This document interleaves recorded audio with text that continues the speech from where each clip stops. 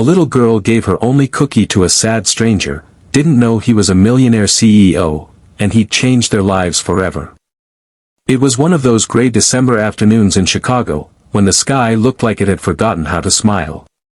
The wind sliced through the streets, cold and bitter, as people hurried past one another, clutching their coats and coffee cups, too busy to notice the world beyond their own footsteps. But in the midst of all that haste, on a weather-worn park bench near Lincoln Square, sat a little girl bundled in a faded pink coat, too thin for the weather, and clearly second-hand. Her name was Lily, and she was only 8 years old.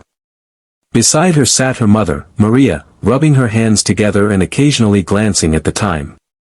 They had missed the bus again. Maria sighed, not because of the bus, but because she only had $4 left in her purse and no job interview callbacks.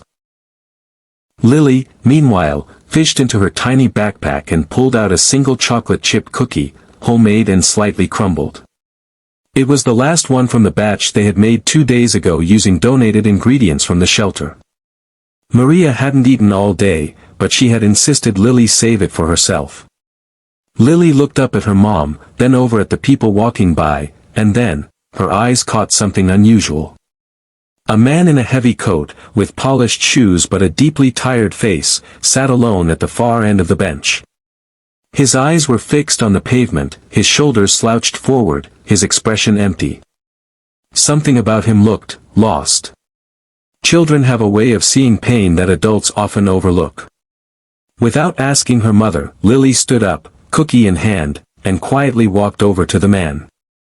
"Hi," she said softly. The man looked up, surprised. "Hi. You look sad." He chuckled under his breath, not expecting honesty from such a small voice. "Maybe I am." Lily held out the cookie. "You can have mine.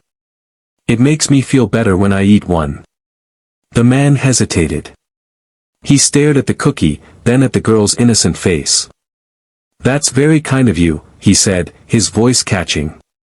"But what about you?" "I already had one yesterday," she said with a smile. "Besides, my mom says kindness is like a boomerang, it comes back." That simple sentence broke something open in his chest. He took the cookie gently, as if it were made of glass. "Thank you, sweetheart. That's the nicest thing anyone's done for me in a very long time." Lily just smiled again and skipped back to her mom, who looked confused but said nothing. The man sat there for a long time after they left. He didn't even eat the cookie. He just held it. That man was Thomas Brenner, founder and CEO of one of the largest tech companies in the country. A man worth over $500 million, but on that day, he felt worth nothing at all. His company had just been through a hostile boardroom battle, and Thomas had lost control of the business he'd built from scratch. His name was being smeared in the media, his so-called friends had vanished, and he'd quietly come back to the city where he'd grown up, hoping to find a reason to believe again. That reason, he now realized, had just handed him a cookie. 2 days passed. Maria didn't know how she'd get through the weekend. The shelter was full, her part-time cleaning job had been cut, and she was too proud to beg. She'd sent out dozens of applications, but no luck. Then came the knock at the door of their small apartment, the one they were barely clinging onto. Maria opened it slowly, expecting maybe a neighbor, or worse, the landlord. Instead, standing there was Thomas Brenner, in a clean coat this time, holding a small paper bag in a manila envelope. Maria's face tightened. "Can I help you?"